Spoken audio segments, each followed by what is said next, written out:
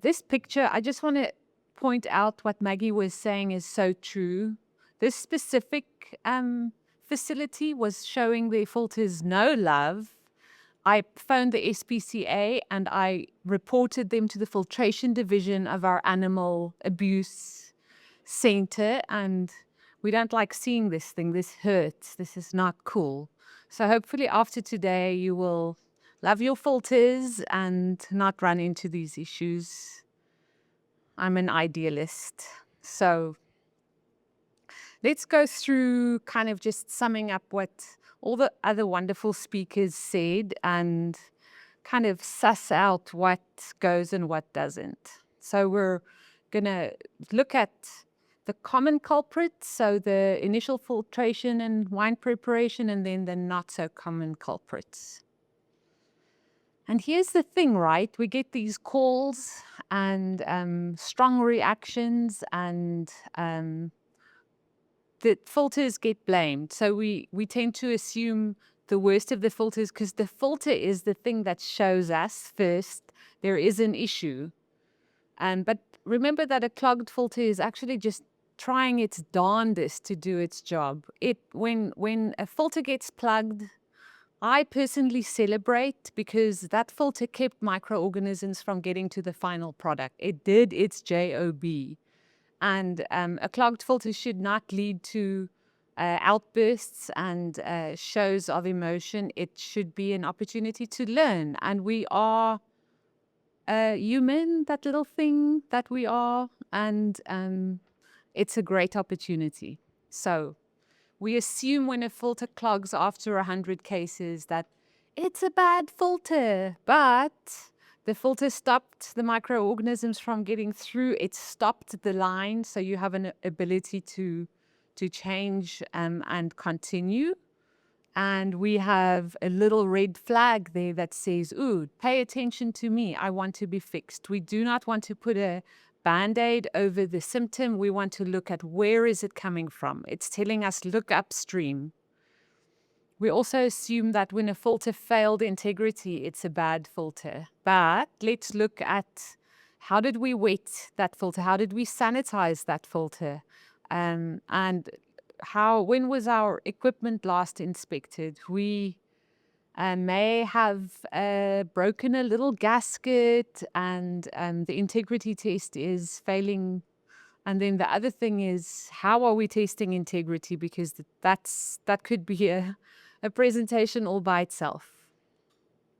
We assume that the filter plug during rinsing, that we were just rinsing the filter, and before we even brought the wine in, the filter plugged. It's a bad filter. It's not a bad filter. Have we looked at the water? Have we looked at when the last time the water softener was serviced? When was the last time the hot water heater or the steamer was descaled? These are all tiny little tells. So, yeah, we sometimes go really fast from doing one thing to doing something that's absolutely not in any SOP. And this is not to point the finger, but it's to say, look, we went really in a very short amount of time, of a few months, we started like that guy in the safety vest, handling the membranes by keeping the plastic over the membrane, turning it with both hands and not just from the top, thereby putting pressure on the welds and maybe letting a O-ring slip, but really being present by doing that installation too. The picture on the right is, oh, we clogged the filters. We didn't have time to rinse. Yes, we broke sanitation. Yes, we didn't push the wine out. We put dry filters in that housing and just started running again. And it was totally acceptable within a few short months. So this happens. This happens more and more, and we should look at, okay, why are we in such a rush? Let's look upstream.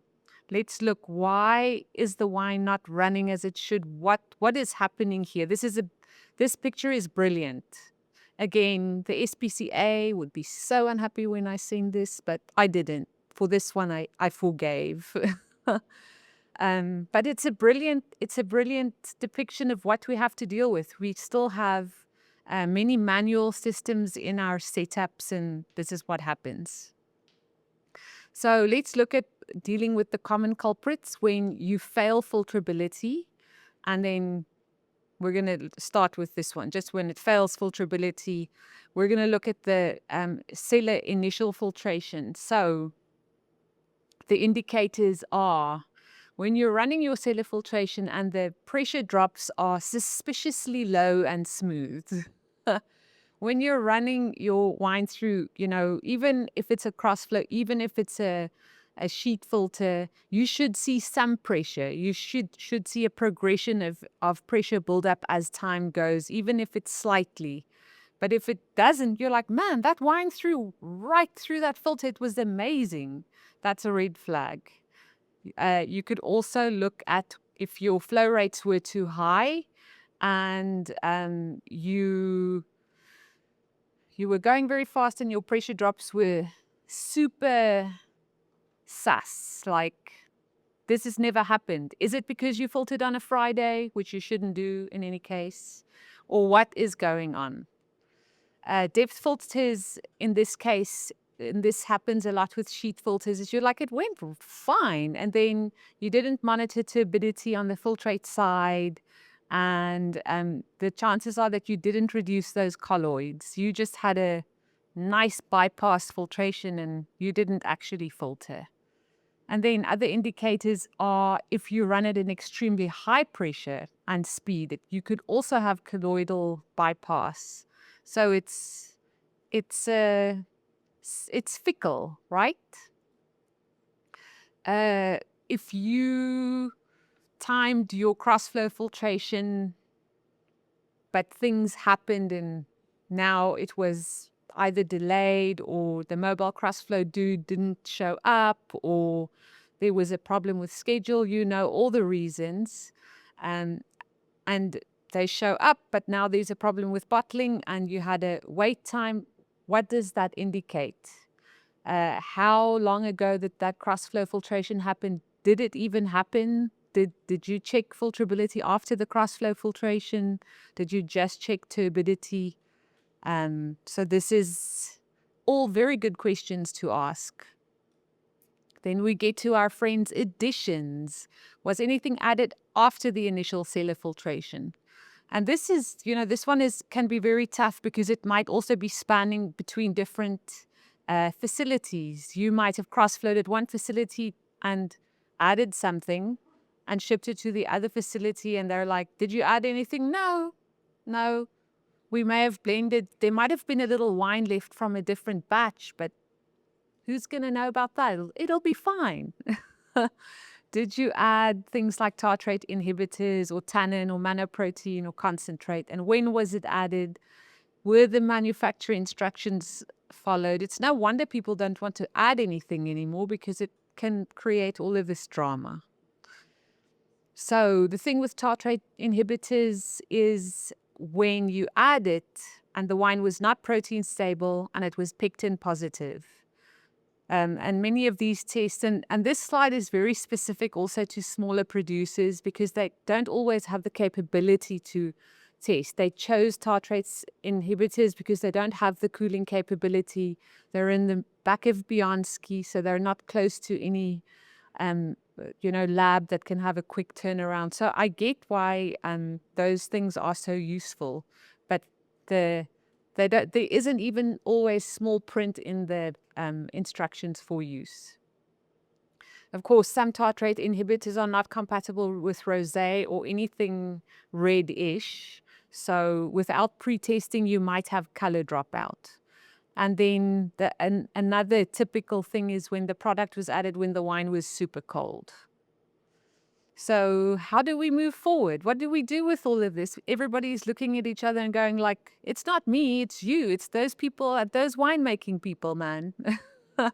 And the winemakers go, those people in the cellar done messed it up again. Oh, those bottling people are crazy. It's like, it's very easy to pass the buck.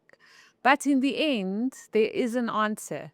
So you're there, you have all the wine, it's got to get into the bottle. What do you do? What are your options for mitigating? You've failed filterability, and what do you do? So your options are, you can adjust filterability inline, as Daniel was saying. You can do that with a type of depth filter. And this gets tricky because some facilities, they don't want to add another filter. It's another housing to have to manage. It's another housing to have to hot water or steam sanitize. And it's another thing that you have to pay attention to. Totally understand that. And you can also do something, and we'll get to that slide. Look at your pre-filtration cartridges on your skid or on your setup. There are some different options there.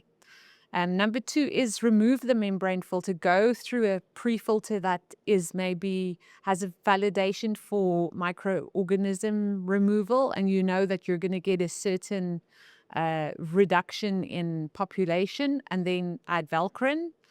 And the red one is delay bottling and go back to the cellar, which can be frustrating.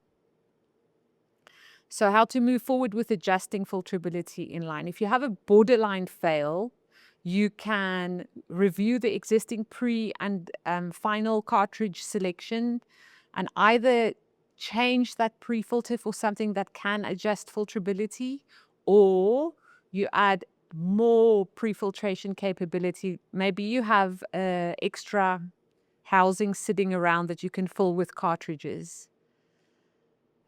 With cartridges, it's nice because you can use the same setup for whites and reds. With something that's more cellulose-based, you have to have a separate setup for whites and reds. But then again, most of the times our issues are with the reds.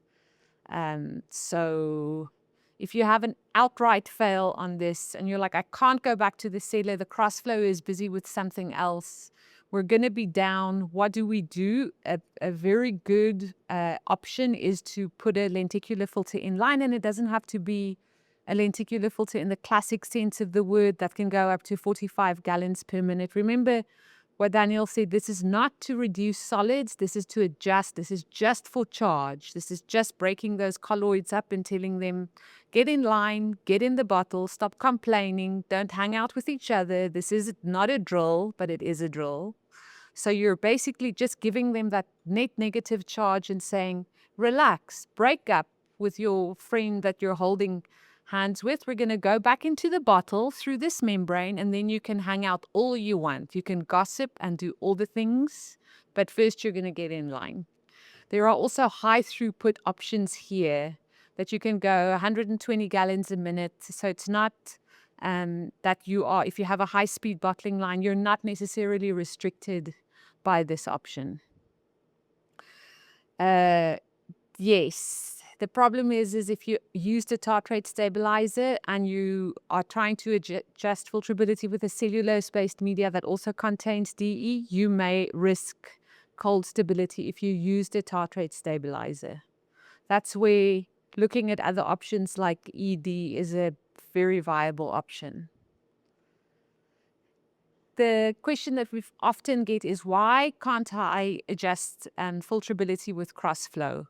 And the reason is because when we want to adjust filterability in line, crossflow is really placed in line because it doesn't communicate with the bottling line. It doesn't know how to stop and to start. You'll give Cody and Damon a heart attack if you try to do that, and your cellar staff will probably also never talk to you again. So don't do it. Just don't do it. Some people do push the envelope, and they would crossflow into a satellite tank, and then they would bottle from the satellite tank. But the problem is, again, how colloidally dramatic that wine is, and what kind of membrane do you have on the crossflow. So typically we see that ceramic crossflows have a much stronger shearing action of the colloids than something like PVDF or PES. But again, there are so many variables. This is a very gross generalization. The other thing with crossflow is it's a nominal filtration, right? This is meant to reduce solids in a very quick way in one pass. It's not designed for correcting filterability, because when it's running as it should and it's at a perfect flow rate, the transmembrane pressure is as it should be, and you check the turbidity on the filtrate side, you're going to see it's probably less than 1. But now the crossflow goes into a cycle where it kind of backflashes a little bit or something, and you check the turbidity at that stage. Here it goes up to 100. Suddenly you have the average of your filtrate quality is completely different. So this is why we don't just crossflow and assume, oh, everything is it. I tested the turbidity once, it was under 1. That's not necessarily that the whole run will be under 1. I did mention about that sometimes the colloids can get sheared, and this makes it worse. And this is very specific to what additions were made, how colloidally dramatic that wine is potentially. And yeah, it's not the easiest thing to have to do. Plus, we already know that crossflow isn't available. It's already filtering the next bunch of wine. And who has free spare crossflow standing around? I don't know of these people. That I've never seen. So, failed filterability testing, if you want to take out the membrane. So you have a pre-filter that you've quickly changed out with one that has a much higher retention that you can hopefully backflash and regenerate. Then instead, dose with Velcro. The pros are that it's microbial stability without worrying about the membrane. But if you have a very high colloidal and maybe microbial load, the Velcro can only reduce the population if it's under 500 CFU per mil. If you overwhelm it with a bunch of microorganisms, it's going to make an impact, but it's not going to be an absolute wiping out of the entire population. So cons are you must have a doser, because for those of you that don't know Velcro, it's freaky stuff. It freezes at like 63 degrees Fahrenheit. So you either have to use a mobile provider or you have to own the equipment to gently atomize this into the bottle. It's like perfume. We're in a perfume factory, basically. The hard one is delay bottling and go back to the cellar. And this one hits hard, because I feel like when you tell the wine, okay, you're not good enough to go through the membrane, there's like an energy thing that happens to my heart. Like, no, you're not good enough. You have to go back to school, basically. Because the cellar people have been like, what are you doing back here? You're not supposed to be back here. You're supposed to go into the bottle and go make people happy when they drink you. What's going on here? So it is in red too, which is unfortunate. But also think about those wines that mobile bottlers have to deal with. Mobile bottlers, they're doing, in my opinion, God's work, because they show up at a place. They don't necessarily have this analysis to go on. They're there and they trust that the people that they're bottling for had done everything right. They corrected filterability. They didn't add any weird stuff. And everything is just going to happen. It's going to be fine. It's going to be fine until it's not, because then, as they rightly should, they're going to charge you upcharges for downtime on having to change out more filters. And then, you know what? Now there's fighting. There's infighting. Even if you didn't say a word to the mobile bottler and the mobile bottler didn't say a word to you, you can feel the tension. And the children always know when the parents are fighting. So now you're doing nobody any favors by putting the children in the bottle. How are they going to go make people happy if they're unhappy going through a filter? We don't think about these things, but I think it's important. So when you don't have the right equipment to adjust filterability in line, and we learned this from our mobile bottlers, is they make a plan. So they have a cartridge filter in the cellar, and then they have a cartridge filter on a pre-filter on the mobile bottling line. So they added another step, and they're making it work, because I would also want to go home after a long day, and they make sure it happens. And then your other solution, of course, is reschedule and refilter, which means you're paying for a whole new setup fee. And the next time that Depending on the relationship that you have with your mobile bottler, they might not be friendly when they come back. And again, the children are suffering for it. So how to move forward is we're going to do everything like we said before. We're going to have proper QC. We're going to look upstream. We're going to address pectin and glucan product issues. And you know what? The thing is that filtration can't always fix this. If you come at those mobile bottling filters and you have no other plan to fix it, the beta glucans are going to stop those filters in their tracks. It's literally incredible to see. Like, just everything comes to a screeching halt. They're extremely strong. And so do not be an enzyme hater. When the wine passes filterability, but you have the issues the day of. So our potential culprits are the filters were compromised during heat sanitization. It doesn't take a lot to compromise a filter and have thermal warping. It's this little thing they call pressure under temperature. Like in the kitchen, we call it an instant pot. Like that's why you cook food that normally takes 15 hours to get a nice soft brisket. You cook it in 15 minutes and it's done.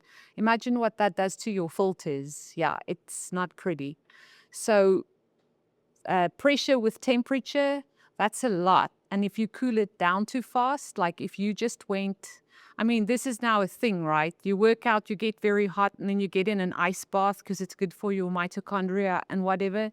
This does not translate to filters. They get stressed and they warp. So do not do the things you do to yourself to your filters.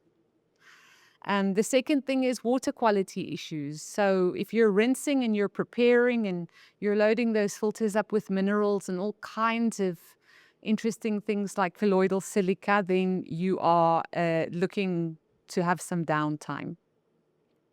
And the water thing is pretty simple. You take a sample, you send it to these people, they tell you all the parameters. We look at it and we tell you, you got to do this, this, and this.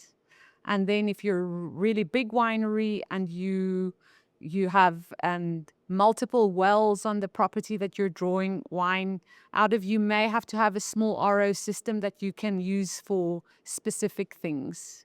And then there are things like colloidal silica that comes out of solution and can still wreck your RO system. So water is critical to keep an eye on. The other thing is you tasted filterability, but you tasted it after the cross flow, which is great. It's a very good thing to do to make sure that the cross flow was actually integral, because you can do a bubble point test on a system, but there might be one little capillary that's giving a little bit of issues and it might still pass the bubble point test, but it won't pass filterability. So doing the filterability right after a cross flow pass is a great habit to get into, but then also do it the morning of bottling because things change. The other thing that doesn't, I'll say it here. The other thing that does, that we didn't write here, but I'll just mention about additions. Don't do silly things like go add a tremendous amount of SO2 right before you go to sterile packaging. Because if you've ever had a nice sniff of SO2, especially in the old days when we used the gas, like you will die. So just imagine what you're doing to the microorganisms that's left in the wine, right? You're going to be filtering out shortly, but you add a big enough dose, you shrink those cells, they go into shock, they go small, and it doesn't take a lot of pressure to actually get them through that 0.45 micron. And so this happens often with Brettanomyces, and then they did studies on it. I'm not just telling you a story. And they go into like a zombie state where you could plate for them after bottling and they won't be viable. But give it a few weeks' time and it's getting used to the fact that it's now the only cell in the bottle and it made it through the membrane. And it's like, you know what? It's actually very nice here. Yeah, there's no sugar, there's no malic acid, but there's all kinds of other interesting organic acids I can try out, and the buffet is fantastic. And the next thing you know, you've got Bretty wine. And the French gets away with it all the time because they call it terroir, but we don't. So don't add big amounts of SO2 before you bottle. Don't do it. You're going to stress the children. Okay, so you passed filterability. You compromised your filters because you were overzealous with the hot water and or steam and or cool down afterwards. What are you going to have to do? You're going to have to replace the filters and start the sanitation process again. You have water quality issues. At least filter your water down to 0.2 micron. 0.2 micron doesn't retain colloidal silica, but it does retain other minerals, and it really makes an impact. Some people have such hard water that they can't get it through a 0.2, so they at least use a 0.45 micron, which is better than nothing. And then with the filterability testing lag, you didn't test filterability the morning of. So we go right back to our decision tree here. You go right back to, we're either going to have to adjust filterability in line, we're going to have to remove the membrane filter, or we're going to have to go back to the cellar. So those are your options. Alternatively, this happens quite a lot. And it's no judgment. I totally understand it. But the lab comes back and says filterability is failing. And then the winemaking team says, we have enough pre-filters. We ordered in because we're actually dealing with this historical wine that always gives us a hard time because maybe we don't believe in enzyme, which is also okay. And you know what? Sometimes it's not just about enzyme. There's this white wine, and I bring it up because I still don't understand it. It's a Chardonnay from Washington. We run into this wine every year. It's pectin negative. It's glucan negative. It can't go through a cross flow. They have to filter this tremendous amount of wine through cellulose-based media. And it's the only way to get that wine through the final filter is to hit it with tremendous amounts of diatomaceous earth. So we do a great job to tell you about the things we have identified. Yes, we have identified pectin and glucans, but we're living in an environment where there's such a lot of other things going on. And microorganisms like Pediococcus and Botrytis, they produce beta-glucan fibers when they're trying to outcompete the other microorganisms in the matrix. This is their way of saying, not you don't get to come play here. I want it all for myself. But what about the other things that some microorganisms can produce that will clog our filters and that we don't have an enzyme for? So we work with a magical matrix that I hope we don't fully understand ever. I hope that it stays a mystery. Otherwise, there's Coca-Cola. You can just go have that. It's fine. So less common culprits. Yeah, the last minute blending thing. And this is sometimes because you don't believe, you're like, I should have added some of that to this and shouldn't have done that. Or there's a little bit of wine left in a tank. Or there's that one barrel sitting in the corner that you're like, what is this barrel doing here? Put it with that wine immediately. This stuff happens all the time. So with last minute blending, some form of two things gets thrown together might change everything. So what are you typically supposed to do? Oh, it's the dreaded bench trial, which, Maggie and Ella and so many of you here, you breathe and live bench trials and you can do it in your sleep. It scared the living daylights out of me because I didn't know what I was going to find. I can't watch scary movies because I'm like, it's real. It's freaking happening in my living room right now. Bench trials did that for me. So you're supposed to take the two little things, put them together in a little thing, and then test it, and then confirm filterability on this small scale. And you should also confirm heat stability and cold stability. And then it passes. Everything is okay. Then you blend the two together and you do the same thing. If it passes, great. If it fails, which is not uncommon, you have to go through the same decision tree. I mean, this is hats off to you people that have to do that on a daily basis. It's mad respect. Then unexpected delays, which happens to nobody ever. It's never happened. It's part of our daily. Things fail, things don't go according to plan. People filter on Fridays. I mean, the nerve. So, you have these delays and suddenly everything changes. So you're in this situation, you cross-flowed and you didn't have any last-minute additives. Now you can go back and cross-flow again, or you can adjust filterability in line with a cartridge if it's borderline, or with a lenticular or sheet filter if it's really bad.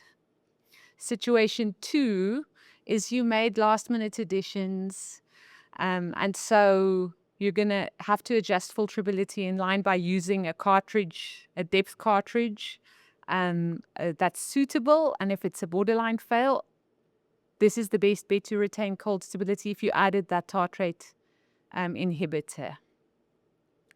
So this picture is one of my favorites because that picture on the left just lets you know what happens when you're using a Waukesha in your winery and you didn't realize that it was actually made for the dairy industry. And in the dairy industry, they take that pump apart every day and clean it. And in the wine industry, we're like, oh no, we ran caustic through it. It'll be fine. Like, this is 15 years of not cleaning the pump head. I don't know how they didn't get anyway, 15 years. And they were like, these filters don't work because we get hits on the bottling line all the time. And I'm like, yeah, I can tell. It's amazing. All I want to do is go clean that for them. So bad, so bad. But anyway, the picture on the right is at an extremely large facility out of state, so don't worry. But what happens is there's lots of nooks and crannies for biofilm to build up. You see these like in non-sanitary valves, the flow direction is all wrong. Same situation. Hits on the bottling line. They didn't normally at this place sterile filters, so I forgive them for that setup, but it's pretty amazing. And then I just want to point out, not all media is created equally. Yes, it has kind of become a commodity, but understand your compliance documentation of your filter cartridges. If you don't want to talk to us about it, there is a very smart man in the room from Parker Filters that can answer all your questions and tell you that I'm right, which is great.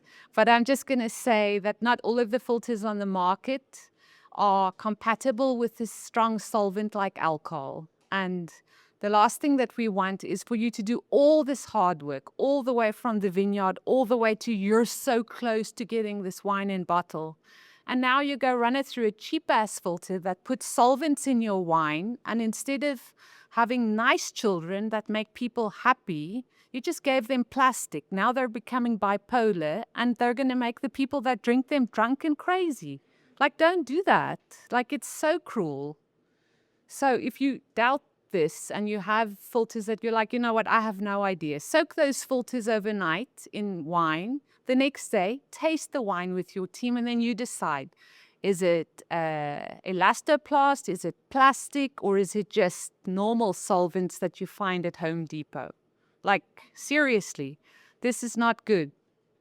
Then also look at the microorganisms that you're looking to retain. Not all of these filters on the market have the right validation paperwork, and you think they're retaining what they should be retaining, but they're not.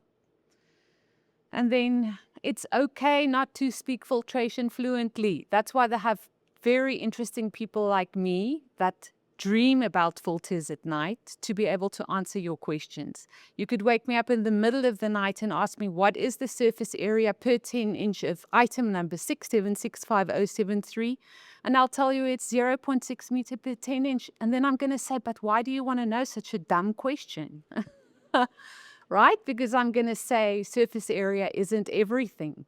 There is some other interesting things like pleating technology and how these people do a bunch of work on how the flow dynamics flow through a filter. So it's not just what you read is what you get. It's very, very interesting. Oof, am I already nearly done? I'm nearly done, nearly done, nearly done.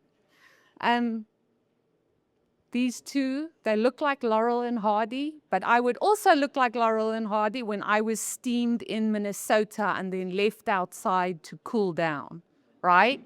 It's cruel. Let's just look at a quick case study. And this is not one singular place. It's kind of a mishmash of what we run into. The client says that the bottling filters are not performing like they used to. Okay, no problem. We're going to come look into it. The wine passed filterability index.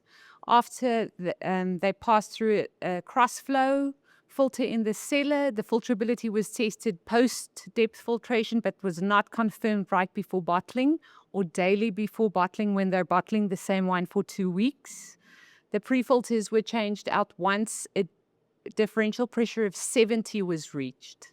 Just know that after 20 psi, you're trickling through. At 30, you're at standstill. At 70 psi, you're going to kill somebody. Like, don't do that. Like, this is bad. The filters were cleaned with caustic at 140 degrees after rinsing. The majority of the problems occurring on line 4 with micro hits on line 3. Okay. This is one of the reasons why when you have housings that have a bunch of stuff on top of them, you have to take that stuff apart and clean them by hand, like often. And that's why you pay such a lot of money for an auto skid, because you had very smart Italian people design this stuff for years and years and years, and they know nooks and crannies and all kinds of stuff like that. Also, this picture on the housing on the far right has no drains. So when you have if that's your pre-filter housing and you're rinsing it, you're not rinsing it to drain, you're rinsing it into the final filter. So this is not uncommon. This is really incredible. And some of these auto valves weren't working, so they weren't opening all the way and harboring a lot of things. So they were getting hits because of over-engineering, if there's such a thing. And my favorite picture again, but the issues that we identified is that the housings were being pushed with too high pressure, whether it was the amazing pumps that they had with so much power, or the fact that they were pushing the lines out with 110 psi of nitrogen pressure. This damaged the media and they just passed through. And then the changeover procedures was gnarly, right? Because they run 2 shifts, and the night shift don't always know what the day shift is doing. It's kind of like the left hand and the right hand situation. And so the housings weren't rinsed. That was that picture. The dry cartridges were applied, and so the wine would settle on the bottom 10-inch and it wouldn't get through all of it. So you just set these cartridges up to just fail from the beginning. And then after they rinsed, their water was not bad for actually the area that they're from. But the problem is colloidal silica is something that's, along with pectin, is an assassin of filter media worldwide. And it's not specific to wine. Because colloidal silica likes to come out of solution at low pH. So after you've rinsed with caustic and now you're rinsing with water, already that pH comes down quite a bit. And now you're adding acid, now you're bringing it back further. It solidifies and it forms kind of like a gel, and that goes and sits in your membranes. And this has a big effect also on cross-flow filtration.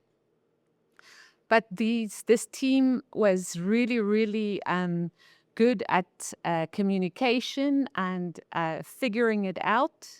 They looked at their pressure, they adjusted it, they addressed the water issues.